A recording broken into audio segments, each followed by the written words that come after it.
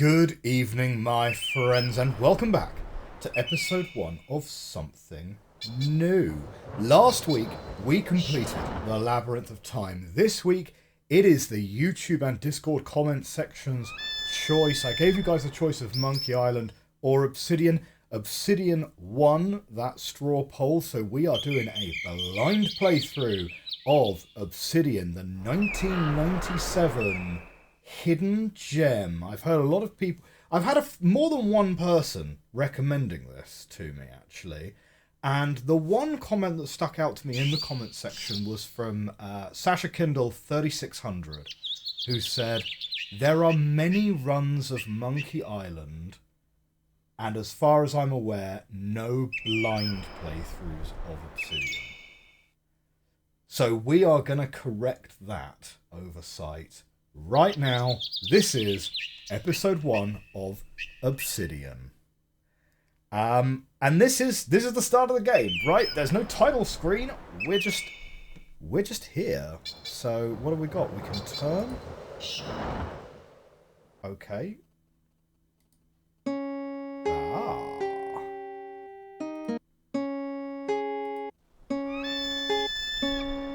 So we are... Okay. So there's a path here. Or you can rotate. That's weird. So the music...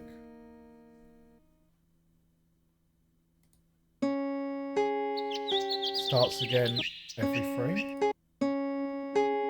Oh, fancy. Oh, look at that integrated video.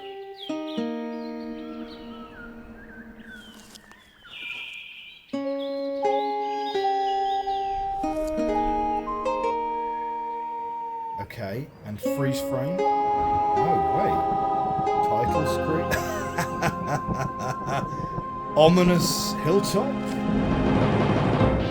Title screen.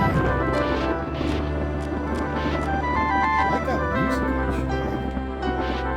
Do you know what? I tell you what it gives me, right? Did you guys ever see the 1980s? The 1980s adaptation of Masters of the Universe with Dolph Lundgren, and it had a couple of other famous people in it as well. I think it had like a young Tom Paris from Star Trek Voyager was in it, if I recall correctly. I would need to look that up, right? But Dolph Lundgren's obviously like the main. He's He-Man in that. It gives me very strong da da da da da. Yeah? I don't know. That's an obscure reference for you guys. Okay.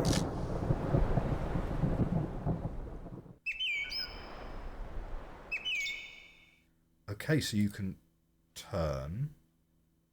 And presumably if we turn, we'll get more video going backwards.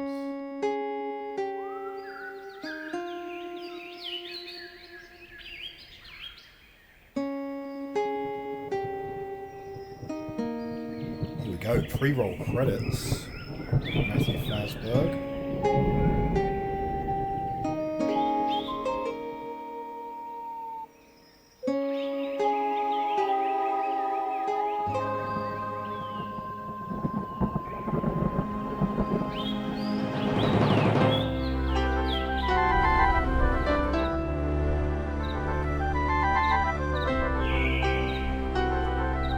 So, as I say, there's a blind playthrough. I have looked at some of the screenshots on the Steam store page. I haven't read too much about the game. Obviously, by the end of this episode, I'm going to have to do a YouTube description to get all of my search engine optimization and stuff sorted. Sudden tent, yeah. So I'll obviously be copying and pasting some text from the Steam store page and stuff, but my understanding is, well, judging by some of the screenshots, there's some real surreal aspects of this, so I am not under any illusion, let's say, that this is a fun frolic through the forest kind of mystery fantasy game or anything like that. What do we got here? Auto text. What is this? Load original, reload, stop, find. Mail. Power. Let's start with power. Power sounds good. Unauthorized remote entry detected since last boot, time and date. Oh, 2066. So this is set in the future? I mean, I suppose it makes sense that we'd have forests in the future. We're still going to have forests by 2066, maybe.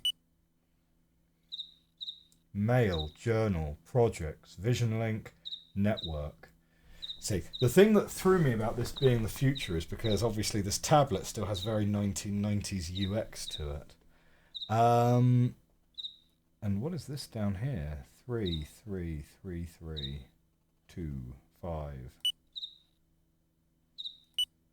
We've got a hi guys mail, which is a video.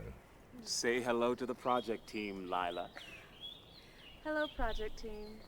And are we having a wonderful time here in Xanadu? Oh, yes. Only there are not quite enough mosquitoes. Have we thought much about series? Series? What's that? See, folks, mission accomplished. Not quite. I have another mission. Oh. I was wondering what the rotate button did.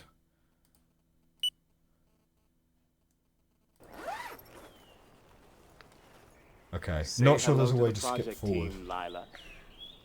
Hello, project team. And are we Hello, having Lila. a wonderful time here in Xanadu? Oh, yes. Only there are not quite enough mosquitoes. Have we thought much about series? Series? What's that? See, folks, mission accomplished. Not quite. I have another mission. To rid this world, once and for all, of Max's shorts. What's wrong with my shorts?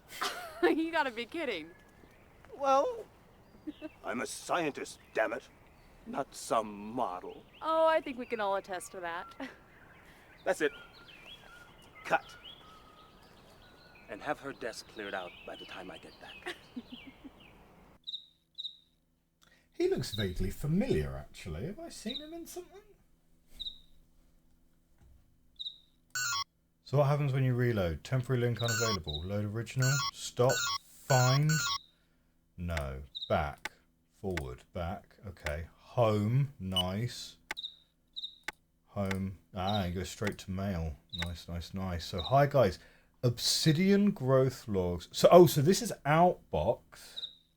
And you can hit send to send all mail.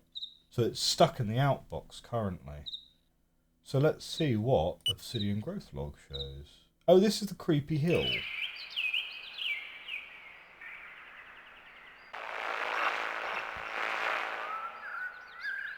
Alright, so that's 16th of May. Oh, look, you can literally see it growing.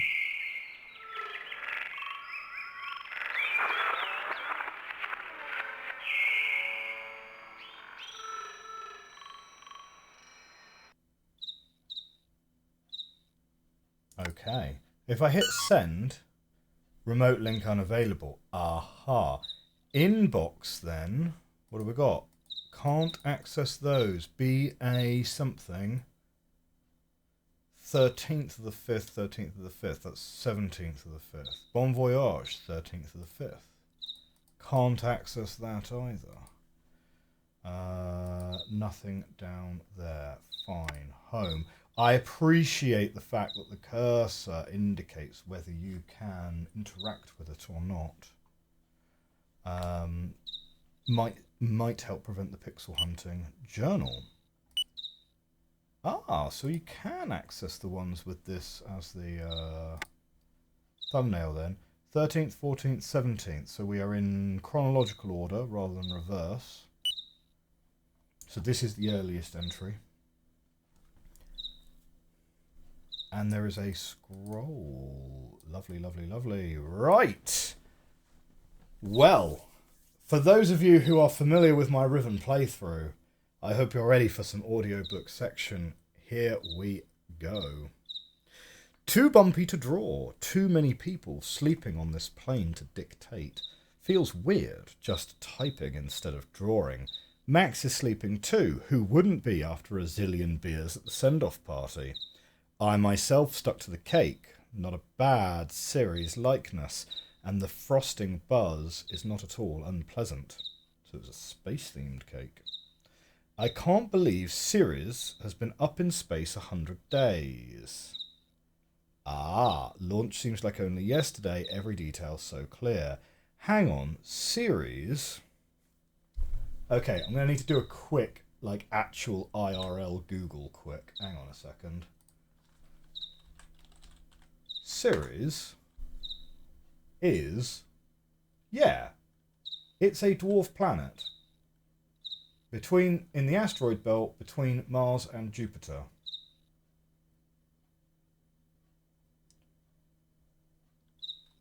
Hang on, wait a minute. Was Ceres identified after this game came out?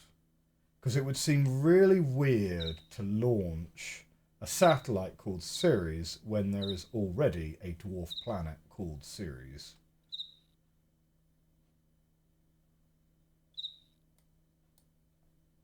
History, discovery, by this time,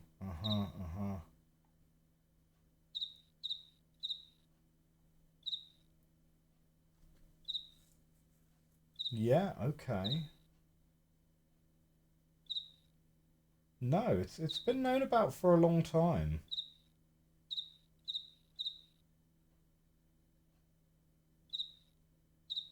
Okay, fine. Well, there we go. That doesn't answer that question at all. But the basic gist of it is, yes, there's a dwarf planet called Ceres. It's between Mars and Jupiter as part of the asteroid belt.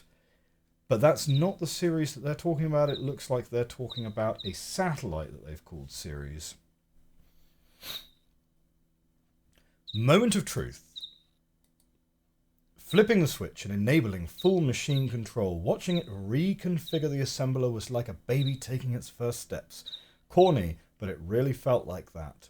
Then, when it began scheduling its own tasks, optimizing each orbital pass, I felt like, I don't know, in some ways it had surpassed us. No wild theories, nothing off track, just perfect, single-minded problem solving. Hardest thing ever for a parent must be when you have to conform your child to a rotten world. Felt that way with Ceres last month, having to employ the crossover chip and revert back to human control. And not because Ceres was wrong, not because a billion people's lungs in China weren't top priority, but because some pork barrel politician from Chicago needed zero emissions in his district for the next election. Anyway, now that we've proven ourselves, now that nanotech is fully safe and viable, now that Ceres barely needs us anymore, it's time for what? Max wants to focus on freeing us from resource dependency, the whole paper out of thin air, gasoline from water approach. Nanofacturing, lots of money in it. Money would be nice, wouldn't complain. Maybe I could buy myself a whole sabbatical year, do nothing but paint. Makes me think of that saying. What was it? Something like, better living through chemistry. Next entry the following day. It's a picture which we can watch come together live.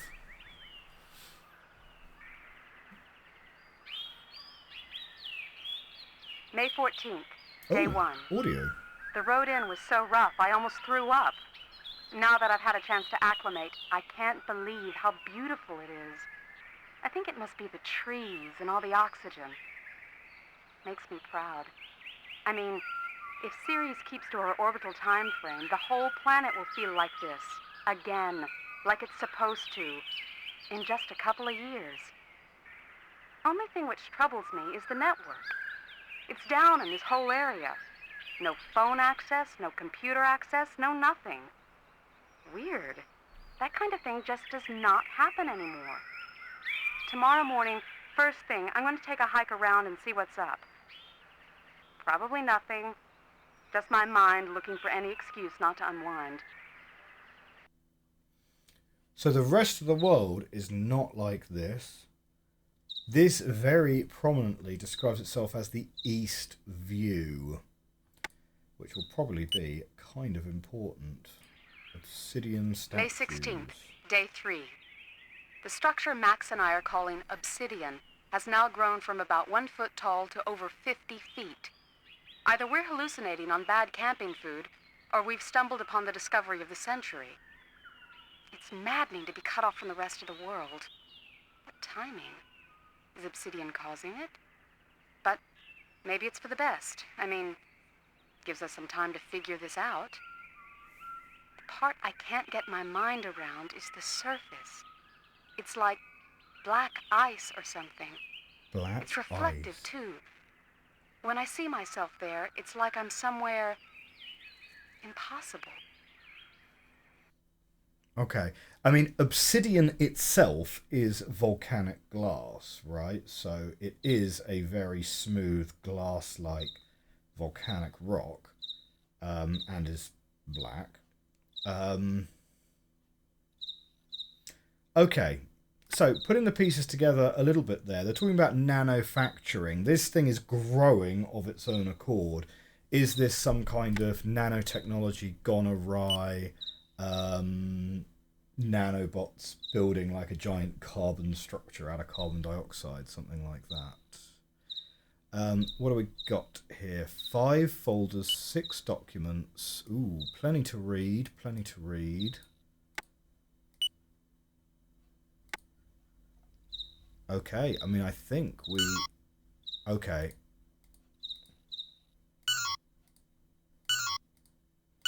Right. None of those are available.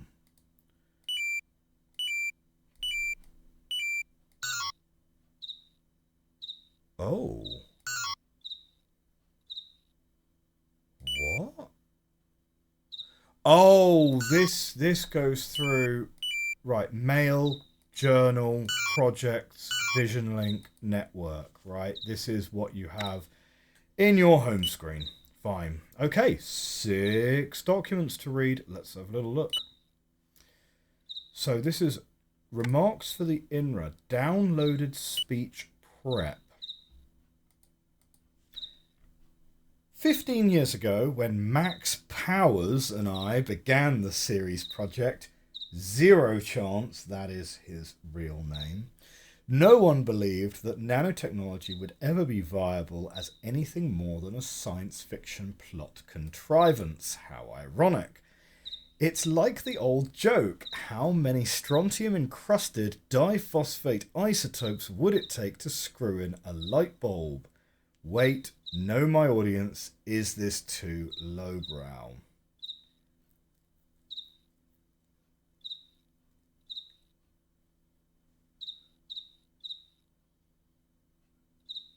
Diphosphate. Okay, I don't get it. Is that actually a joke? I don't think that is a joke, right? Because what does it mean to encrust an isotope? Because... Or maybe that is the joke, the fact that it just doesn't make any sense, because a diphosphate, an isotope is a different kind of... Oh, no. Is this game going to be a little bit more just like, hey, come and do science class with me? So we've talked about series already. We've talked about Obsidian, nanotechnology. We're now going to learn about isotopes. So isotopes are atoms, but they are atoms which are different weights, right? So the one that most people learn about in school is... Chlorine has 2 very common isotopes, one which is of weight 35, I believe it is, and the other one which is weight 37, and they appear in a 3-to-1 ratio, so the overall weight of chlorine ends up being like 35.5. A diphosphate isotope. Diphosphate would be like a chemical group on some kind of organic chemical. So I'm not sure what it would mean there by isotope. So I don't think that makes any sense. Anyway, okay. Let me know if that joke does make sense, though, because I've been out of the science game for a while, to be fair. Tonight, in my remarks, I plan to explore the pivotal role played by dreams and the unconscious in the success of our project. But first, a quick look backward from our humble beginnings in a mouldy basement to the launch heard around the world. Exhibit A, timeline, atmospheric crisis, ozone layer, greenhouse effect, allied chemical plant explosion, 2032, need for aggressive response. Nanotechnology solution, those who came before, Exhibit B, quotes from pioneers, early experiments, early roadblocks, safety concerns, Congress limits all, prospective designs to self-contained orbiting modules. Then we have breakthroughs, my dream of the infuriating bureaucracy, Exhibit D, Lila's dream, strangled by red tape, climbing the walls, forced to defy authority. Max's dream of the mechanical spider. Engineering a paradigm, not a machine. The horrible ending, need for human controls.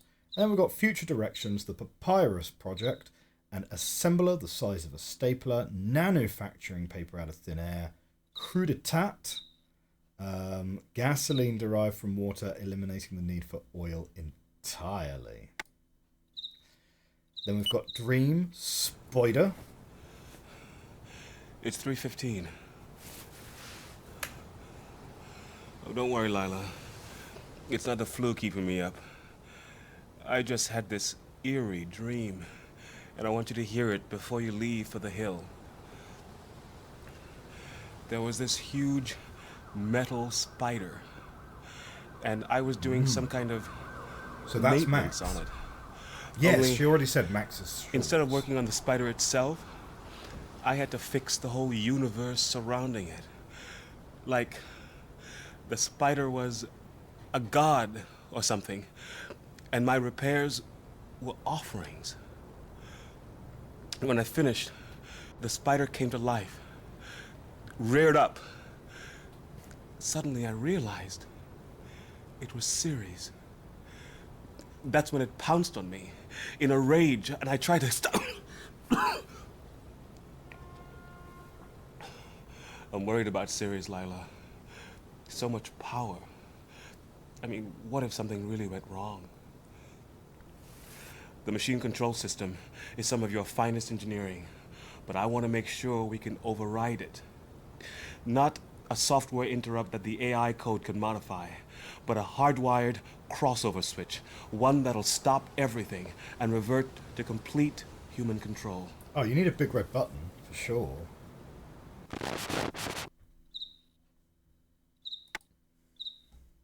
And nano quotes.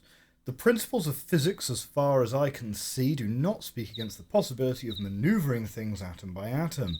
It is not an attempt to violate any laws. It is something in principle that can be done, but in practice has not been done because we are too big. And that is from There's Plenty of Room at the Bottom by Richard P. Feynman. Great book, incidentally. I have a whole bunch of Feynman's books on my shelf. I really liked Don't You Have Time to Think. That's a good one. That's a good one. What molecular nanotechnology will mean is thorough. What molecular nanotechnology will mean is thorough and inexpensive control of the structure of matter. Pollution, physical disease, and material poverty all stem from poor control of the structure of matter. Strip mines, clear cutting, refineries, paper mills, and oil wells are some of the crude 20th century technologies that will be replaced. This is Unbounding the Future, the Nanotechnology Revolution by Drexler, Peterson, and Pergamit in 1991. That's not one that I've read. Just as gene therapy in humans has given us the ability to undo damage to cells atom by atom, so nanobots dispersed from satellites may give us the ability to undo the damage we have done to Earth's cell membrane, the atmosphere, from Scott Adams, 2040. Do you know what? I think I'm going to like this game. Like, if this is a heavily science fiction based puzzler, Like, yeah, we've not done some hard sci-fi in a while, actually. Do you know what? I mean, I'm not sure I've ever really done like a proper hard sci-fi game. Okay. Lila Curlin writes PhD thesis. This is Lila from the tent. Dispersal of neutralizing agents in the ameralization of the atmospheric crisis, aka the weather beater. Ameliorization. Sorry, that was. I kind of butchered that a little bit. Max Powers heads first successful effort to program cellular-sized robots. The process utilizes Powers' invention, PMA, the Programmable Molecular Assembler. Powers and Curlin propose series project at the EPA Symposium. Powers and Curlin demonstrate working land-based prototypes of both houses of Congress. Subcommittee assails inadequate safeguards. By 2060, though, new administration reverses previous veto to fully fund Ceres project. Requires the ultimate safeguard that it function in space 300 miles above the Earth. Because obviously there is no possible way that a satellite could communicate with Earth at 300 miles distance. 2062, satellite test launch explodes. 2063, second test successful. Re-enters atmosphere with final data necessary for full project commencement. 66, Ceres launched into orbit. April 66, Ceres project restores ozone layer to 95%, drops PSI to 3 in most major metropolitan areas. 2066 May, Ceres project completes 100 successful days in orbit. For those of you in the audience who are a touch young, when this game came out in 1997, the hole in the ozone layer was still a big thing that we weren't 100% sure the best way to fix. But it has, I'm led to believe, mostly sorted itself out thanks to very strong regulation of, amongst other things, chlorofluorocarbons. And by regulation, I mean the banning of them, basically. Dream. Red tape. Ooh. Atlas. WED. NT. LK. TV. Offices. Oh, we can get this played. Just woke up from this awful dream. There was this weird bureaucracy. No people, but instead just all these, I don't know what they were. And I was running around, climbing the walls. But the harder I tried, the less I could actually get done. I think this is about Ceres. Too much red tape. Gotta disobey the authorities. Stonewall the commissioner, or we're never gonna get this thing finished. Interesting. And then PMA. Oh. Okay. Chemical bath. Mixing reagent catalyzes transformation of raw materials into nano substrate. Nano effluent. Pre-release cooling area. Leakage of effluent potentially extremely hazardous. Release tubing. Directional high velocity release system. Cooling element. Programmable assembler controls job-specific capabilities of nanobot swarms. Okay. So all of that, temporarily unavailable, unavailable, unavailable. Great. So that is the backstory. I feel much better informed. So what I'm going to do is I'm going to put a little note on YouTube around about, I don't know, 15 minutes ago to welcome you back here if you wanted to skip all of that context and get back to the puzzling. So welcome back if you did decide to skip those audiobook sections. What else do we have here? This looks like an oxygen tank. Yeah, this looks like an oxygen tank, and down here we've got what looks like, well, something a bit unfortunate, yeah.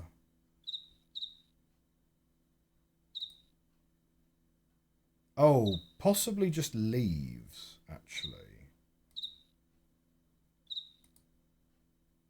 Ice Buddy. But no, just, yeah. So, Max and Leela have kind of left their tent unattended with all of their clothes in it. Where have they gone? I don't think we know that yet.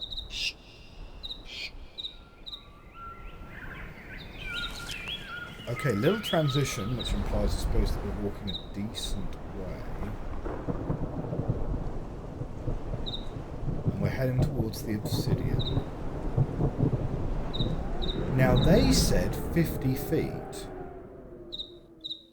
50 feet. Oh! We are Leela.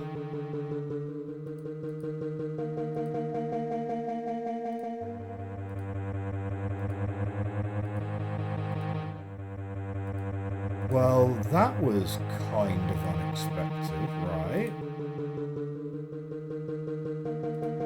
So if we go back down here, are we going back down all the way back down to the tent? Because obviously we've walked quite a long way to get to Obsidian.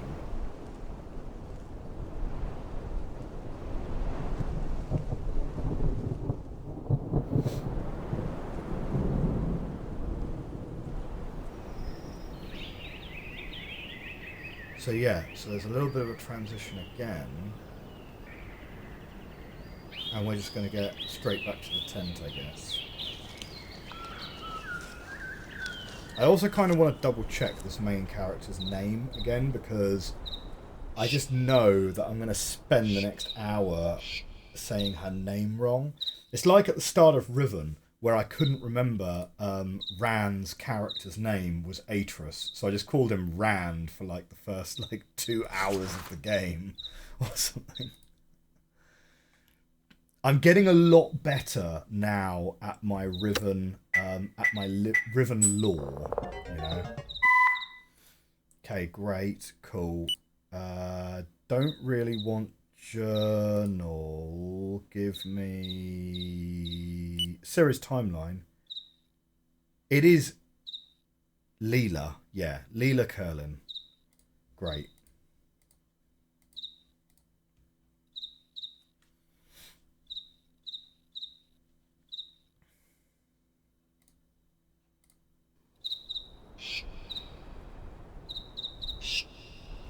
So, we'll walk back up to the Obsidian. So, first big reveal of the game. We are Dr. Leela, PhD.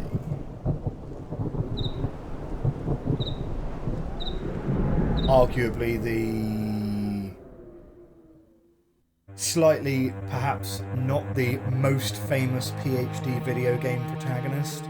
Most famous video game PhD protagonist? Gordon Freeman, probably. Who else have we got?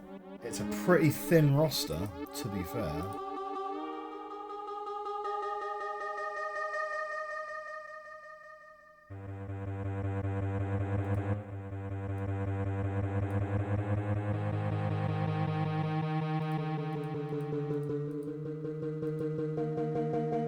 Tell you what, first puzzle of the game.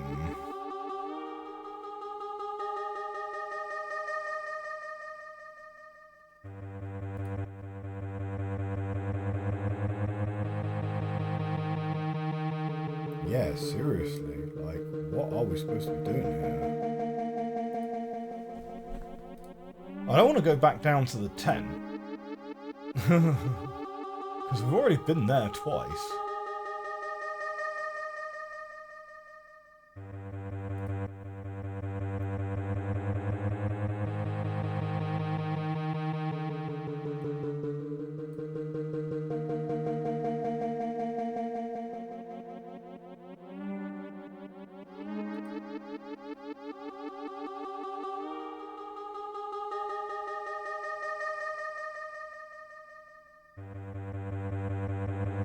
Yeah, very unclear. Oh man, I can't get stuck on the first puzzle of the game.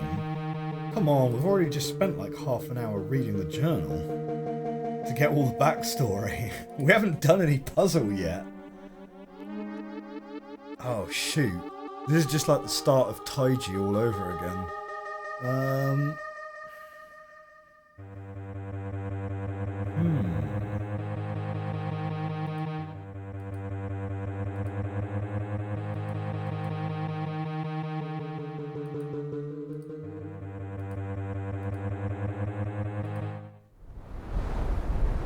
Okay. We're gonna take a wander and see if there's a side path that we missed. So we've been in the tent, we've seen some stuff. Let's walk around a little more. I mean, I'm assuming we're supposed to go to the Obsidian. But, unclear.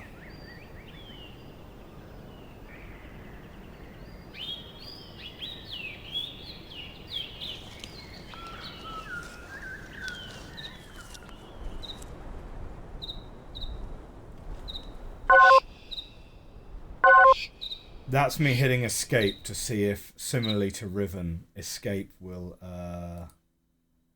move the animation forward. So we do not have a path in that direction. We do have a path back in that direction to go back where we were. And we've got the tent, of course. The tent doesn't open that side, and we didn't see anything else to interact with in here.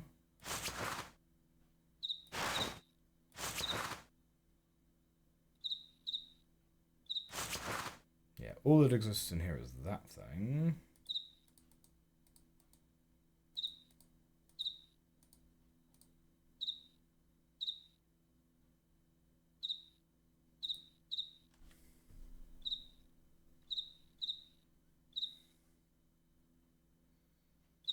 So,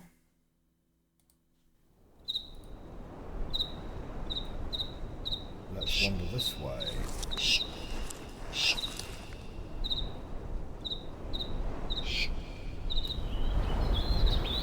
Now, I mean, we did do some pretty good rotating left, right, check what paths are available to us. Like, I don't think there was. Yeah, see, this is only allowing us to turn a full 180 degrees.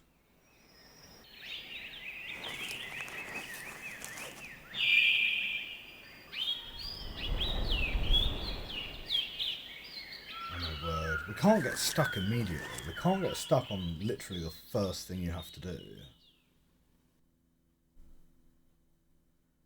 So there's nothing in that direction.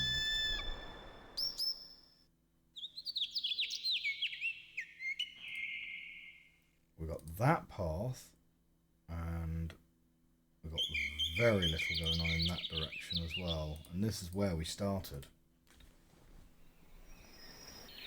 Do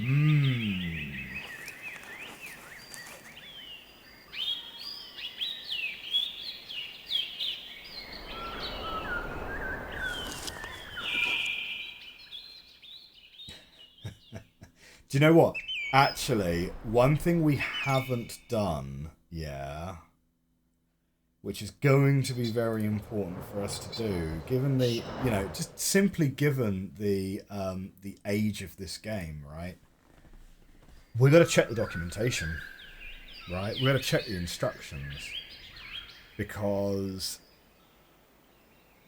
a lot of games of this generation, like Labyrinth of Time, for example, classic example,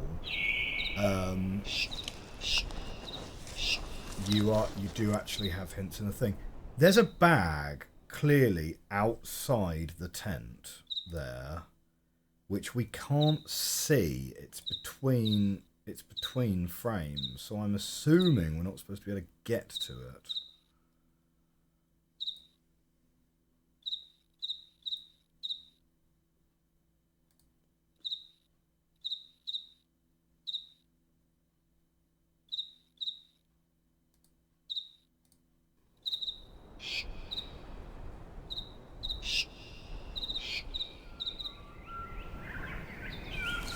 Well, we're going to wind up in front of the Obsidian again. Wish me luck this time. What am I missing here?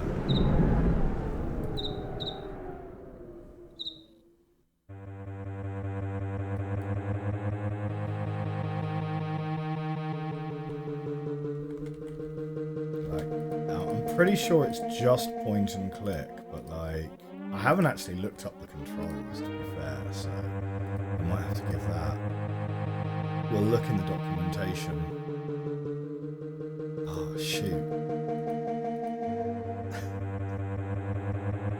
Okay, I'm going to find an instruction manual. I'm going to be right back. Okay, we are back, and many thanks to replacementdocs.com, which is the only place I could actually find a copy of the instruction manual, and I tell you what, we can have a little look at these 2 pages. So this page on the campsite, this is the important page, right? You will first enter the game deep in the woods of the Olympic Peninsula, not far from Max and Leela's campsite. You are not yet in Obsidian's world, but you will understand this dream world better if you carefully examine everything to be found in these woods. Once you have left them and entered Obsidian, there will be no turning back. So look around, there's a trail that goes off to your right. Going down the trail, you will come to a stopping point where you will see the obsidian structure off in the distance. Look down. And do you know what, actually? That might actually still be too small for you to really see it. Look down and continue down the trail. There will be a tent off to your left. Go inside it. Inside the tent, you'll find 2 sleeping bags. There's no one home. Someone's left their PDA behind. Spend some time with it. Go back outside the tent and turn left, facing down the part of the trail you haven't yet explored. If the trail is quiet, it means there is more for you to see in the campsite. But if you hear someone scream in the distance, don't hesitate to head down the trail to check it out. And thus begins your adventure inside the world of Obsidian. So we have missed something in the campsite. That is fine. The other things that I've read in the manual which are of interest is carrying stuff. It says generally you can carry 1 item at a time, sometimes there may be more. These items are generally pieces of the puzzle you're currently trying to solve. You pick things up by clicking on them. Anything you're carrying appears in the lower left corner of the screen. When you no longer need it to solve the puzzle, it will disappear. So that's great. And then on this page you can see what the different symbols mean. So you've got forwards, turn, back, turn around, up and down, red diamond, green diamond, hands, and inventory. There is also 1, 2, 3, 4 pages of hints. But the hints, and this is kind of fun. Let me quickly grab a screenshot of this, right? Because I do like this.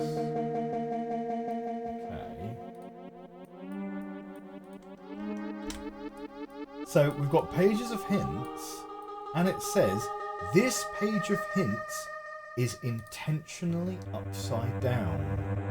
What a good idea. So the hints are here, but you can't, like, accidentally read them, okay? So it's clearly the intention, and bear in mind, this is like early internet days and whatever, right? The intention is clearly, don't use the hints. Whereas with Labyrinth at the time, the hints were just clearly in the instruction manual, and it was like, these are hints that you will need. These hints are clearly, if you get stuck, feel free to read.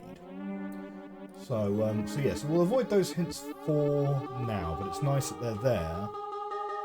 Where are we going then here? We need to go back to the campsite, yeah? Oh, it also says that you can skip with space. So that's nice, isn't it? Oh, and we need to put that back there. So we can skip with space. So no one's screaming.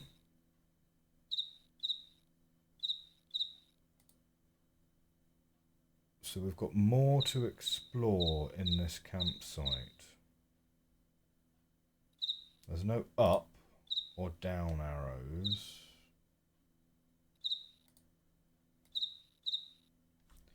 It's got to be in the tent, right? What have we missed? Oh, wait. That literally says 502?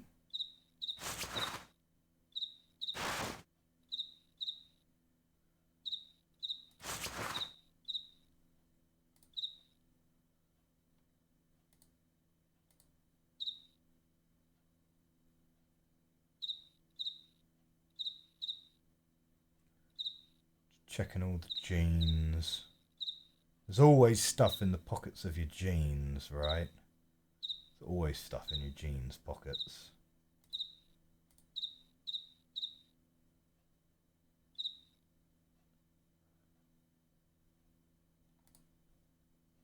.502.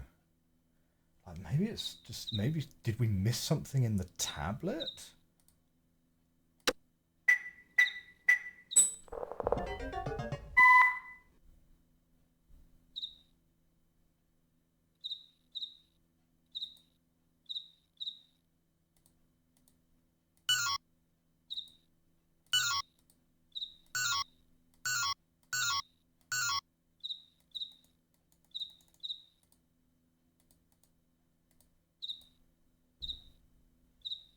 So, mail, we can't send.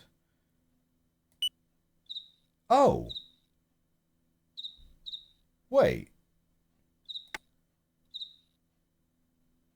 We can read these. Oh, shoot. Did I just, like, click on... Did I just try and click on the thing rather than here? Because, like, literally, we even looked at the thumbnail icon and were like, yeah, that doesn't quite look... You know, it looks bad, right? BA something, BAD, something like that. Oh, maybe we've just literally just missed 2 emails. And that'll be that.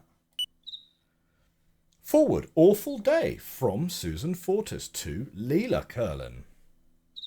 Leela, I was cleaning out my email and I came across an old message from you. I thought you might get a kick out of all the despair, seeing how perfectly everything's been going for you these days. Give Max my love, and I'll see you when you get back. You did it. Congratulations. And this is the forwarded message from Leela to Susan. And this is February 2066, so just a few months earlier. Susan, so sorry I had to cancel our plans for yesterday. Haven't talked to you in ages, but lately things have been so crazy for me that I just don't know what to do. Yesterday was particularly bad, and since I left you high and dry, I feel I should explain. I woke up at 9:30 for a 10 o'clock meeting on the hill. Slept right through the alarm, probably because I've been working 90-hour weeks for the last month. 90-hour weeks. Scrambled to meet with some congressional, like 90-hour week. What does that even mean when you divide that by 7? 90. That's like more than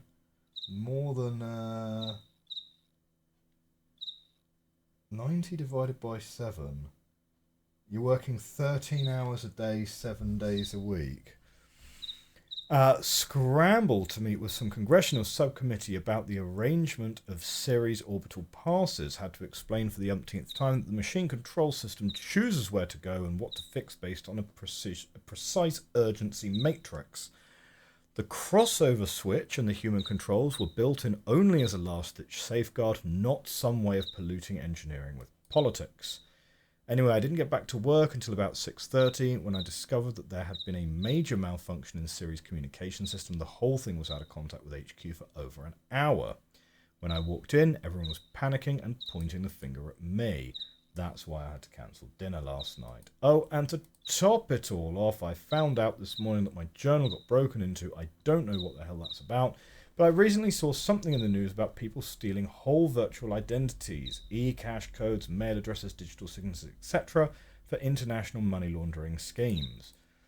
If I'm indicted for fraud, at least you'll know it wasn't me. Maybe then I'll have some peace and quiet. I thought when we launched this thing, I'd finally have a life again, but I'm starting to feel like the battle hasn't even begun, and I'm wondering if I'm just going to crack under all the pressure. Anyway, maybe we can get together sometime in 2067. Love, LK. And conference reminder. So that's the 13th of May.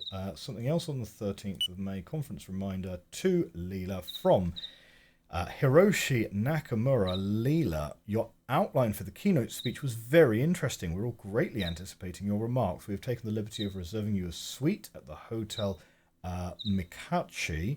Have a safe and pleasant vacation, and please notify me if you require any further assistance. Thank you, from Hiroshi Nakamura. Okay, is that all I missed? I clicked in the wrong area of the screen. No, I accidentally clicked the power on. Shoot. Get out of here. Okay.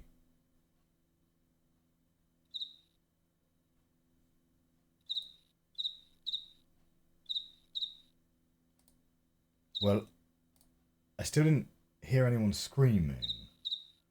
So...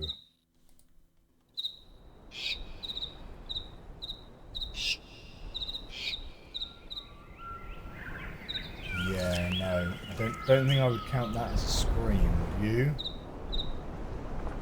Ah, so we're still missing something in the tent.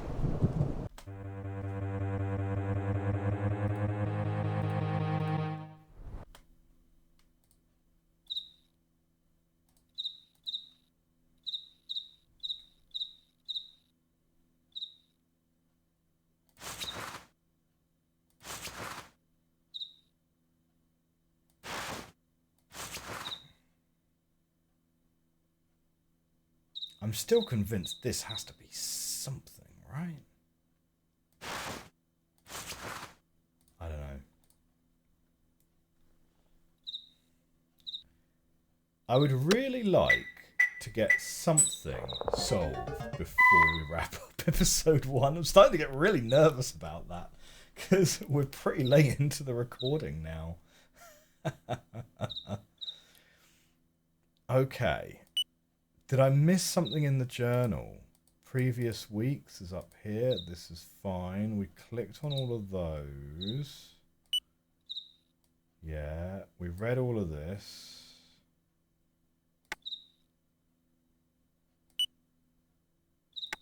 Yeah. There's no scroll on that picture.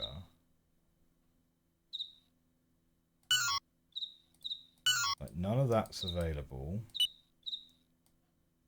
We've read all of these. We've read all of these. Dream Spider, Nano Quote, Series Timeline, Red Tape, PMA.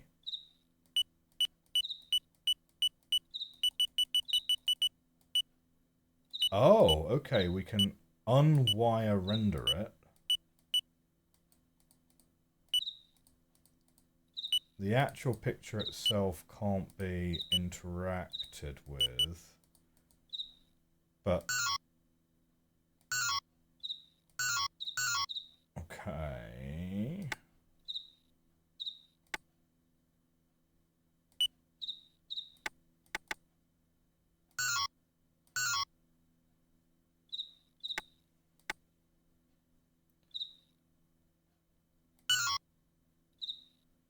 And Vision Link's just not available at all. Network's not available at all.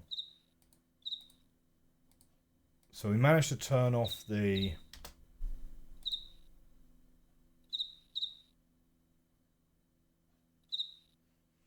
wire link, but that is not what we're missing potentially as again.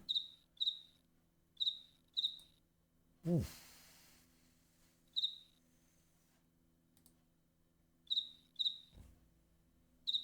Well, my friends, we're out of time for episode 1. We really are.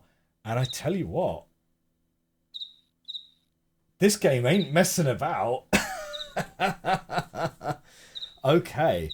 Well, we're going to do a bit of pixel hunting, right? Like, I can see in the video as we're approaching this tent that there's a bag literally just off screen here.